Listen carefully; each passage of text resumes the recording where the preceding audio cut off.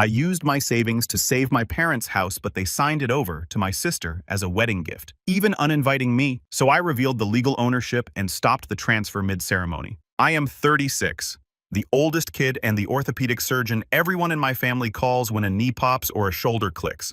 I fix rotator cuffs and hip fractures for a living. I am good at it.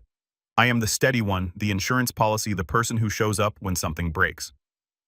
Sunday dinner was roast chicken, 2 sweet wines, and a script my mom had already written. My dad poked at his plate like the peas had secrets. My sister Emma, 28. The son of our household, kept glancing at her engagement ring, letting it catch the light. Mom did not clear her throat. She did not soften anything. She laid her napkin down like a judge, setting her gavel, and said, "I know you spent $720,000 to save our house, but we are signing the house to your sister as a wedding gift." The room shifted. The AC kicked on. I heard the ice machine in the fridge. Emma smirked, leaned back, and added, "And do not come to my wedding. It is for immediate family and people who do not make everything about themselves." My fork hovered over mashed potatoes. I could feel my pulse in the handle. I smiled. It was not warm. "Dad," I said, keeping my voice even, "should I tell them or will you?" His fork dropped. It hit porcelain with a small, honest sound. Mom frowned. "Tell us what." Emma widened her eyes. "Performative innocence." "What is this, Jerry?" Another lecture. I watched my dad's jaw tighten. The muscles fluttered. He stared at the table. The silence had weight. Nothing, he said finally. "Too fast. There is nothing to tell." "Okay," I said, sliding my chair back. "Then I will tell it." That was the first crack. The night did not end there. It was just where the mask started to slip. I grew up in this house, the one with the warped porch step and the abelia bushes my grandfather planted. Dad worked at the auto parts warehouse until his back gave out. Mom did everything and nothing. PDA church bake sales, and the kind of gossip that sounds like concern. Emma was the prodigy. Piano speech team, a trail of ribbons on the corkboard in the hallway. I was the kid with flashcards and calluses on my hands from scrubbing dishes at the diner after school. Medicine was not glamorous for me. Pre-med meant 2 jobs, a busted Honda with no heat, and a coffee addiction that probably shaved years off my life. In residency, I slept in call rooms that smelled like bleach and fear. My first year of attending life was mostly bones and budgets. I learned to build a life the way I set a fracture. Line up what is crooked, hold it steady, let it heal. The family dynamic never healed, it calcified. Mom's favorite line, "We raised you, you owe us." It changed shape depending on the bill, property taxes, the new roof, Emma's tuition, Emma's car insurance, the emergency plumber that turned out to be a cousin who did us a favor. Every ass came with a compliment I was supposed to swallow like medicine. "You are so successful now, Jerry. It is nothing to you." Dad did not ask, he just looked tired. When the warehouse let him go, he stopped meeting my eyes. He started calling me Doc like it was a joke that did not quite land. Emma never asked either. She demanded Venmo me for the LSAT class. It is basically investing in the family. You want a lawyer in the family, right? When she did not get into law school, the story changed. Okay, MBA better. Anyway, when she dropped out, the story changed again. Wedding planning is a full-time job. Years ago, when the recession hit and the adjustable rate mortgage my parents should never have taken spiked, the house started sinking. Mom called me in a voice thick with tears. "They will take our home. Jerry, your father, will die if he has to move." I was on trauma call. I just scrubbed out from a femur nail. I was sweaty, hungry, and stupidly hopeful. I said I will fix it. I wired the money, $720,000 over time. First to stop the foreclosure sale, then to clear the liens, then to pay off the second mortgage I did not know existed. It was not one check. It was a drip of crisis. Sheriff sale date. Hey, contractor lien. Hey, delinquent taxes. Hey, every transfer was labeled in my bank app. I took screenshots the way we take proof of alignment. My thumbs learned the rhythm of my bank's 2-factor code. At first, there were acknowledgments. Mom texted heart emojis and photos of the alias blooming. Dad sent a thumbs up. Emma posted a selfie on the porch. Home sweet home, family forever. No tag, no credit. The credit came in other ways. Shifts I did not take. Vacations I canceled. A ring I did not buy for a woman who eventually got tired of me choosing drama and left. My colleagues joked about my mystery mortgage. I joked back because the other option was to admit I was financing my family's denial.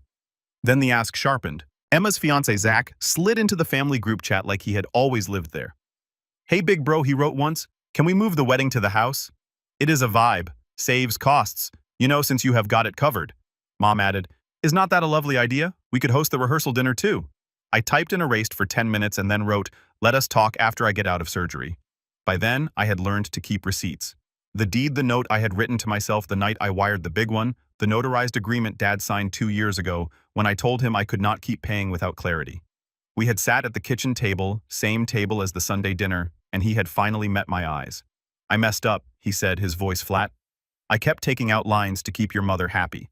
I did not tell you because telling me would make him the villain, because asking would make me say no.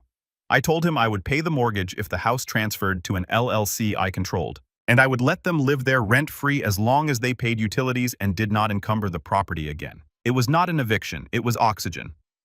He signed. We filed. The county clerk stamped it. I have a photo of the green stamp on my phone. I did not tell Mom. He did not either. He said, "She will never forgive me if she finds out I lost the house."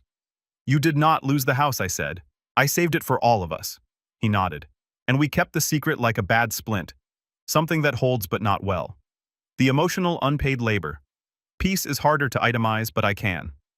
The midnight calls Emma needs a deposit for the venue. The 6 a.m. calls the water heater died. The way Mom would call me selfish if I paused. All that money and no wife. What are you even doing with it? Do you want us homeless?" Every no I tried to practice came out as a yes because no one else could carry it, and I could not watch them drown. The small breaking moment came 2 months before the Sunday dinner. I found out because a notary called me by accident. "Hi, this is Denise from Mobile Sign," she said. "Just confirming the deed gift tonight, transferring 114 Remington to Emma and Zach." I was in clinic 3 patients behind. I stared at the x-ray on my screen like it could answer for me. "I think you have the wrong number," I said, but I already knew she did not. I called Dad. He did not pick up. I texted him a photo of the stamped deed to the LLC with a simple line, "We need to talk." He wrote back one word. Tonight, we sat in the garage, the place he hides to smoke cigars when Mom's mad. He could not look at me. "She wants it," he said. "She said you would understand, that you would be happy for your sister." "It is not yours to give," I said. He rubbed his forehead. "You will make this ugly if you tell her. You already made it ugly by keeping her in the dark." He did not answer, so I waited. I let him decide if he would tell Mom the truth. He did not. He let her build her gift in her head like a gazebo. He let Emma pick wallpaper on Pinterest. He let Zach measure the backyard for a tent. And then Mom invited me to dinner to announce the present I was supposed to applaud. Mom's voice had that brittle brightness. "It is symbolic, Jerry. Family continuity. Your grandfather left this house to us, and now we pass it to your sister. That is how families work." Emma crossed her arms. "It is not like you need a house. You practically live at the hospital." Zach shrugged like a man on a couch. "We will take good care of it, bro." I pulled out my phone. I opened the photos, the album called House, the one with scans, records, wire confirmations. I put the phone on the table between the salt shaker and the pepper grinder. The first photo, the county record Remington Place deed recorded grantee R Home LLC. The second, the notarized occupancy agreement. The third, the bank transfers. April 4th, $185,000. June 19th, $152,000. September 1st, $210,000. A stack of smaller ones like stitches. Mom blinked at the screen, then up at me. "What is this?" "The reality," I said. "I paid. I recorded the deed. Dad signed an occupancy agreement. The house is in an LLC. I own the LLC. You live here rent-free. You do not get to give it away." Emma laughed too loud. "That is fake. You made a fake thing." She tapped the glass with her nail like she could smudge the county seal. Dad said nothing. His silence arrived like a third person. "Dad," I said softly, "please." He inhaled. The kind of breath you take before anesthesia. "It is true." He said, eyes still on the table. "Jerry saved the house. It is his." It took a second to land. Mom's mouth opened, closed, opened. "You went behind my back." "I saved our home," I said, keeping my hands flat on the table because I could feel them shaking. "I let you stay because you are my parents. But you do not get to pretend it is yours to gift to Emma like a favor with my name erased. Emma's voice shot sharp. So you are stealing our inheritance. Wow. It was not an inheritance, I said. It was a foreclosure. It was 2 liens. It was 6 years of me choosing you over vacations, over relationships, over sleep, Zach muttered. Man, this is so dramatic. Like he was at a movie he did not like. Mom tried the old tool. Look at you, she said, tears conjured, throwing it in our faces. After everything we did, after I raised you, after you asked me for another $3,200 last week for utilities that were really a deposit for Emma's venue, my voice did not rise. No more. The house is safe. You can live here under the agreement you signed. You cannot transfer it. And if you try, I will get an injunction. I have already retained counsel. Emma stood up, chair scraping. You are not invited to my wedding. I looked at her, then at Dad. You were going to sign it anyway, were not you? He closed his eyes. I did not know how to tell her. Mom slammed her hand on the table. Get out. Gladly, I said. I will be by tomorrow with the lease addendum we talked about, Dad. Utilities in your name. No events at the house. That includes weddings. Emma laughed again, disbelief curdling into rage. You cannot stop me. Try me, I said, and left before my hands could show how much they were shaking. I slept badly. It felt like post-op when a simple case bleeds and you do not see it until recovery. I kept replaying the dinner, the sound of Dad's fork hitting plate. I kept thinking about the girl I did not marry because there was always some new family emergency in the morning. The family group chat lit up.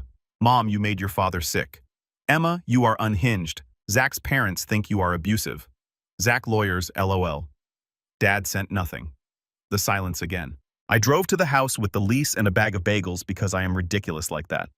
Dad met me in the driveway, hands in pockets like a kid caught shoplifting. She will not sign, he said. She says it is an insult. It is a boundary, I said. Utilities, no events. If you want to keep living here, you follow the rule we set 2 years ago. He nodded, then squinted at the paper like the words kept moving. She is planning the rehearsal dinner for the backyard, he confessed. She says you cannot stop a family celebration. I cannot, I said. And I will. Mom opened the door. No solicitors, she said to me and shut it again. Dad winced. I did not leave the paper. I emailed it instead. I CC'd the attorney who had filed the deed. I turned off autopay on their cable and the catch-all family card I had stupidly let Emma use for emergencies. I kept the mortgage handled because it was mine now, but I cut the pipeline everyone assumed was infinite. The next week was quiet, except for needles. Emma posted bridal shower photos, grateful for my tribe. Mom posted a Bible verse about forgiveness with a caption that was not subtle. Some sons repay love with cruelty. Then came the rehearsal week scramble. A stranger called me from a 917 number. Hi, is this the owner of 114 Remington? The voice asked. I am from Evergreen Tents. We are just confirming lawn stakes. We will be there Friday at 9. Cancel, I said. No events. The tenants are not authorized to schedule rentals. If you need documentation, email me. I gave the address. 10 minutes later, I sent the signed occupancy agreement. ICC Dad. I did not apologize. Emma called immediately. I let it go to voicemail. She texted, You petty little man, you are ruining my wedding. Then, you owe me. You owe us. Then I swear on everything. You will regret this. I went for a run and silenced my phone. At mile 3, a resident paged me about a tibial plateau.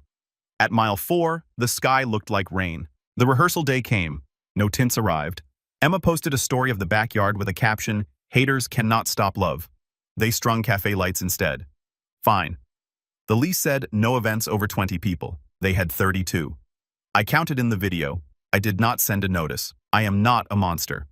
I am a man who finally understands the difference between holding a boundary and scoring a point. Wedding day Saturday. The plan from what Emma had bragged about was church at noon photos at our childhood home. My stomach turned at the phrasing, then a downtown venue. At 11:30 a.m., I scrubbed out of a quick wrist. My phone buzzed, then buzzed again, then went static with vibration. I set it face down and checked the OP note. When I flipped it, the screen read like a slot machine. Mom, Dad. Unknown. Emma. 12 missed calls became 21, then 49, then 60 stacked like dominoes. I did not answer.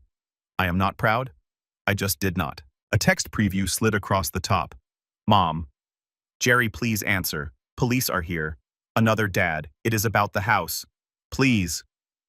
My chest went cold. I stepped into the hall and called Dad. He picked up on the first ring, breathing like he had run. She called the cops, he said, without hello on you. What she told the photographer? The house was hers. The photographer set up in the living room. The neighbors complained about the cars on the lawn again. The patrol came. They asked who owned the property. Emma said we did. Mom said we did. I finally said your LLC did. The officer asked for proof. Emma told him you were lying to ruin her day. He called dispatch. They pulled the county record, and well, now there is an officer here saying the homeowner says no photos, no event, unless the owner permits. The officer wants to talk to you. There are moments in surgery where you have 30 seconds to decide, and the decision determines everything. Plate or nail cast or cut. This felt like that. I am not coming. I said tell the officer he has my email. I will send him the occupancy agreement and a written note allowing you and Mom to live there and have up to 20 guests as agreed. No commercial shoots, no wedding parties. That was always the rule. He can enforce it if the crowd exceeds that, Jerry Dad whispered. Shame and relief tangled. I am sorry. I wrote the email. 2 PDFs attached. ICC Dad. I hit send. Then I turned my phone back over and went to see my post-ops because bones do not wait for drama. At 3:12 p.m., Emma texted me a photo of her in her gown on the curb in front of the house. Mascara running, middle finger up. You ruined this. I looked at her face, the girl who used to fall asleep on my shoulder during thunderstorms, and I felt something painful and clean. I typed, I did not ruin anything. I told the truth and enforced a boundary. You chose a lie and an audience. No reply. That night, Dad called again. They started late, he said, voice softer. They moved photos to the church. It was tense. Your mother did not talk to me for 2 hours. Zach's parents said, we are ungrateful. Emma says she never wants to see you again. A pause. The officer asked if I wanted a copy of the county record. I said, yes, I think. I think I needed to see it in my hands. I am sorry it was today, I said. I am sorry it had to be at all, he said. I slept like I had not in years. A week later, the abelia were still blooming. The cafe lights were still up, swinging a little in the wind. I pulled into the driveway, not to fight, not to gloat, but to drop off a manila folder labeled simply, What Living Here Means. Mom did not answer the door. Dad did. He looked older but lighter, as if putting down the suitcase of a lie can make you taller. He led me to the kitchen. No roast chicken, no stage, just coffee. He poured 2 cups and pushed one toward me. She thinks you humiliated her, he said. She says you made a scene. I did not show up, I said, and smiled without humor. That was the point, he nodded. I told her the truth. Humiliated us, not you. The folder held the same things as the email, the occupancy agreement, a simple lease for $1 a year because I am dramatic like that. A 1-page list, utilities in their name, lawn care, their responsibility. No events over 20 guests, no alterations without consent. No liens, no loans, no signatures on anything with the address unless I sign too. Consequences clear. 2 written warnings, then termination of occupancy. Not threats, boundaries. I cannot sign for her, Dad said. I am not asking you to, I said. I am asking you to sign for you. He did. The pen shook. I did not comment. When I stood to leave, Mom appeared in the doorway, arms folded. You are proud of yourself, she said. No, I said. I am done with myself, with who I become in this house. An ATM with a stethoscope, she scoffed. You will regret this when we are gone and there is no family left. I will regret not stopping sooner. I said I will regret the years I missed because I was on hold for a plumber who was not real. I do not regret telling the truth. Emma did not reach out. Zach unfriended me like we were in high school. My phone weirdly was quiet. In the silence, I noticed things. Morning light in my apartment, the taste of coffee. I did not gulp between calls. Laughter with colleagues that was not weight-bearing. I started saying no at work too.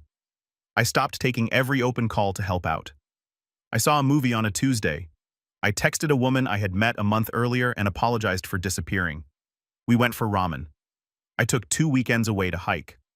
My shoulders unclenched like someone finally cut the suture hidden under my skin. 2 months later, an envelope arrived in my mailbox, handwritten, no return address. Inside was a photo. My dad on the porch holding a rake, grinning a little. The alias behind him on the back in his blocky print, paid the water bill on time. Fixed the step. It did not kill me. A week after that, I got a text from a number I did not have saved. It was Emma. House looks nice, she wrote. We are moving to an apartment closer to Zach's job. Cheaper, smaller, fine. Then, after a pause so long, I thought that was it. I was angry because I thought I was owed. I do not know how to be anything else here. I am not apologizing. Another pause yet. I did not dance. I did not sprint to the porch. I typed, I hope you build something that is yours. She heart reacted, which is the most Emma thing possible. Moms still post verses, some pointed, some not. We are civil when we need to be. I do not fix their internet anymore. I do not wire money. When Dad tries to slip cash into my pocket for coffee, I let him. He needs to feel like a father. I need to let him. Here is what I learned. And it is not profound, but it is mine. Love without boundaries is just guilt with better lighting. Being the steady one does not mean carrying everyone. It means setting the bone straight and letting the body do its work, even if it hurts, especially if it hurts. My mom said, we are signing the house to your sister. My sister said, do not come to my wedding. I said, Dad, should I tell them, or will you? His fork dropped, and the truth landed. The calls came 60 of them. I did not answer. I answered to myself now. And the house is finally just a house. Not a hostage, not a trophy. A place with a lease on the fridge, a fixed porch step, a abelius that bloom whether we deserve them or not.